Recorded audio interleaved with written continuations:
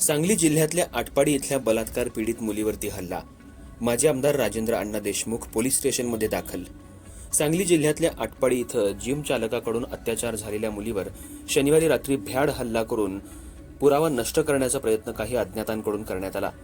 पीडित मुलगी घरासमोर रात्री 8:30 वाजण्याच्या दरम्यान भांडी घासत असताना अज्ञात 3 हल्लेखोरांनी पीडितेवर कटरनं हल्ला करण्याचा प्रयत्न केला. या हल्ल्यात मुलीला शारीरिक इजा झाली नाही, परंतु कपडे फाटले आहेत.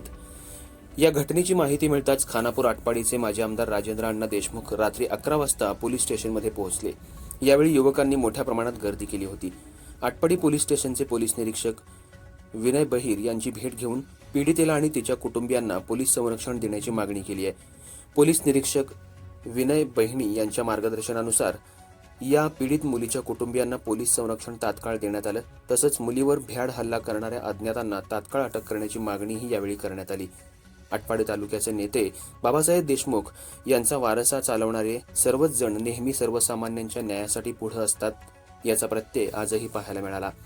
एका मागासवर्गीय गरीब परिवारातल्या महिलेला न्याय मिळवून देण्यासाठी स्वतः हजर राहून त्यांनी जाणत्या राजाची भूमिका पार पाडली आहे. त्यांच्या या भूमिकेचं सर्वसामान्य नागरिकांमधून कौतुक केलं जात आहे. अर्थराज्य न्यूज मराठीसाठी कवठे महांकाळ प्रतिनिधी जगन्नाथ सकट.